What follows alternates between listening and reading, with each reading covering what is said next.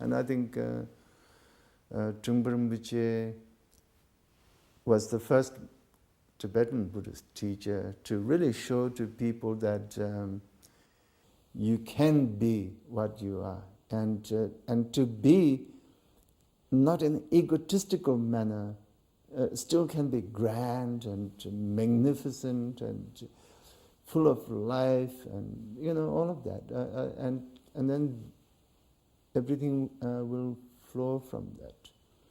I think a lot of the time that is missed when people think of Buddhist notion of non-egoism and things like that.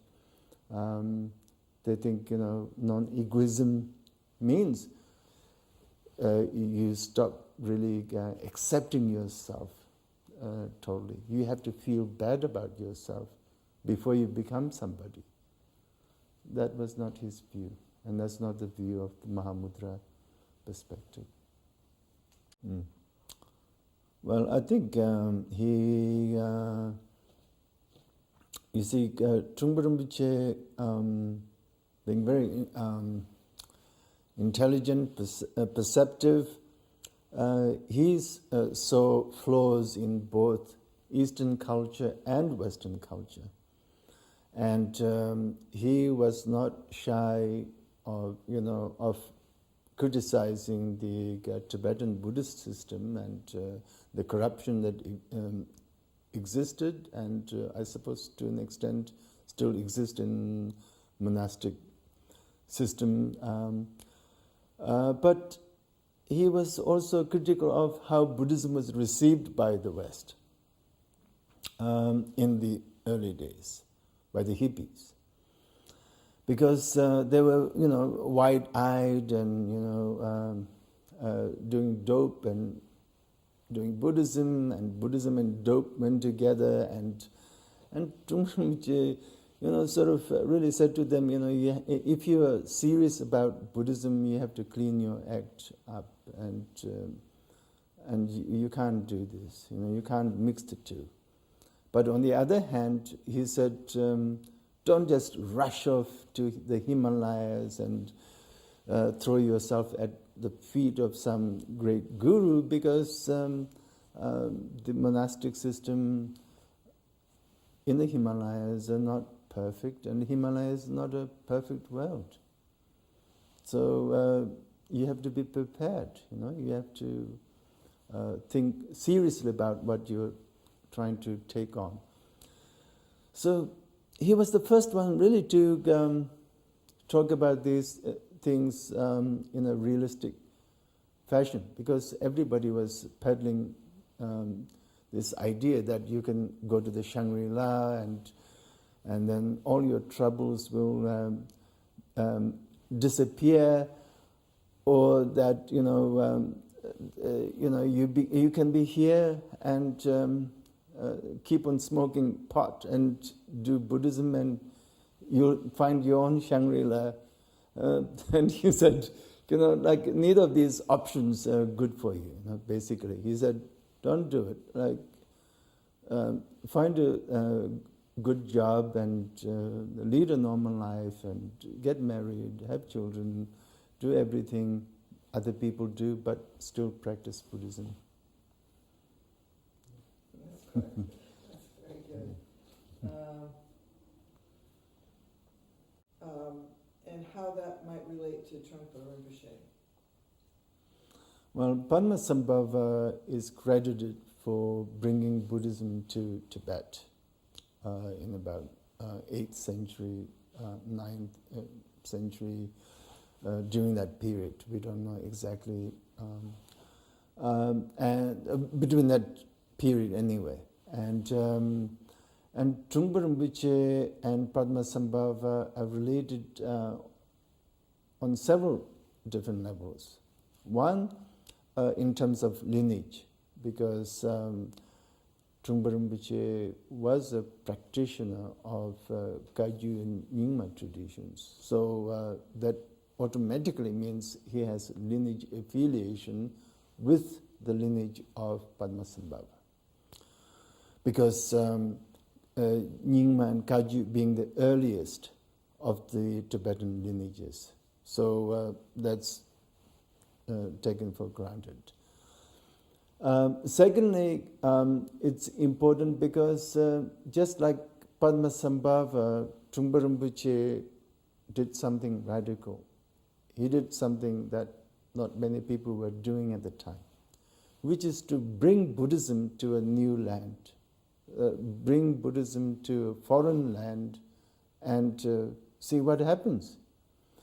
And use whatever means possible, even if some of the means used was not thought of as being acceptable, or some of the means may be perceived by certain people as being provocative, unusual, challenging, etc.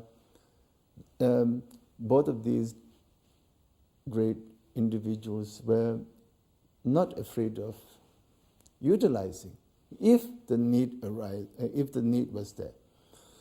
So, as Mahayanists would say, they were very skilled at using the skillful means.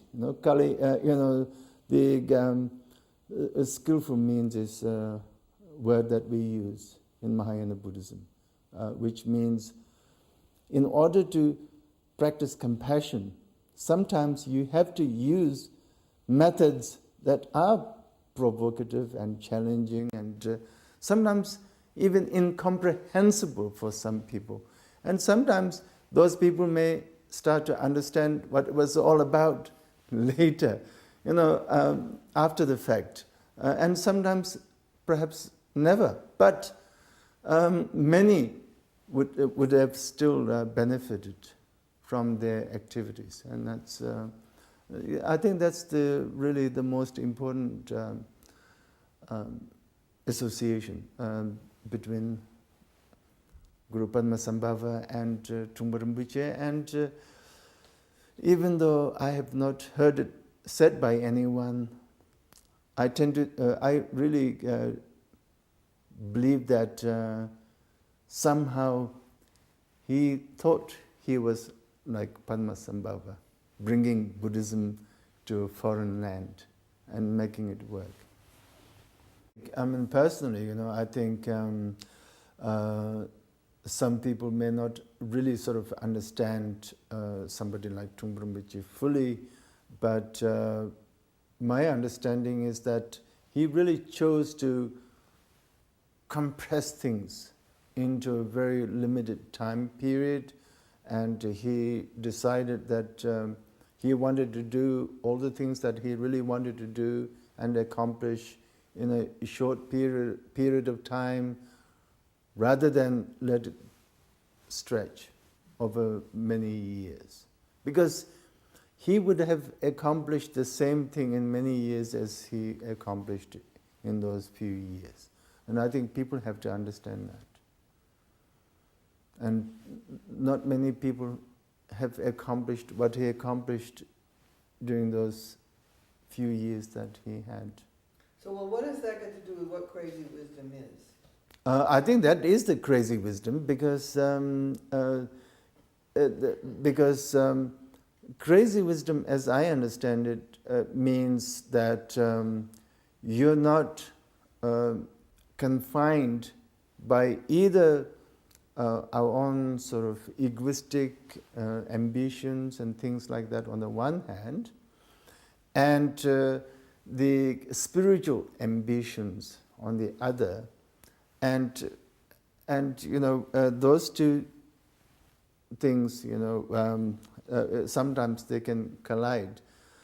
But if you go beyond that, if you take this extra leap, then that is the crazy wisdom leap that you have taken, because it's neither sanity nor insanity.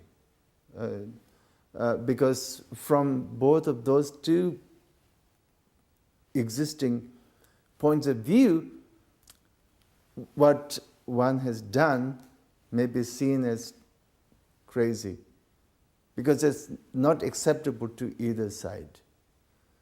But it's because it's a third kind of a perspective that is not sort of acceptable to either party, you know, and that's the thing. So, what is that perspective then? The perspective of crazy wisdom, which is where almost anything is possible, because we feel bounded. When we have the spiritual world view, then we are bounded by the so-called the spiritual view. And then when we are materialistic, we are bounded by the so-called materialistic view. Worldly, spiritual, empirical, transcendental, etc., etc. All kinds of dualistic ways of thinking. And then when you take that when you take that leap, it's like taking a leap into the abyss, but it's not the abyss of nihilism or nothingness, but a leap into the ultimate state of being, where where you are, where you stand, does no longer matter to you, does not concern you. So then you become a crazy yogi. And what concerns a crazy yogi? What matters to a crazy yogi? Well, the crazy yogi still takes notice of everything while not taking anything too seriously. I think that's the point. I mean, I'm not saying a crazy yogi is totally indifferent to these standpoints. Because what I'm trying to say is that crazy yogi may in fact be just as comfortable doing something materialistic as doing something spiritual. Whereas a spiritual person may not be as comfortable doing materialistically orientated kind of things. May feel some guilt or something of that kind. Or the materialistically minded person may view the spiritual view as being totally unrealistic and impractical and all kinds of things like that. But the crazy yogi, on the other hand, can juggle, can hop from one standpoint to the other and something like that. Yes, I don't know. no, that's great. That's very good. So, all right, you've got a lot done there. So, how does the crazy yogi do that? How does the crazy yogi, in other words, we're all very much in the West, particularly. Well, this is good and this is bad. Spiritualism is good unless it becomes flaky, then it's bad. So the crazy wisdom yogi is relaxed in both worlds, in all the worlds that he's surrounded with. Yes. It makes no difference to him. Why? It does make a difference, but the crazy yogi is able to make use of what is the best of both worlds. But he would not he or she would not use anything of either of those two worlds that is harmful to himself or herself or harmful to others. So all the resources that these two worlds may offer to an individual practitioner, would use that to benefit rather than do harm. So, so it doesn't mean that the individual is totally indifferent to what these two worlds offer and just use them willy-nilly, but what is useful, they will take it. What is not useful, they will not take it. That kind of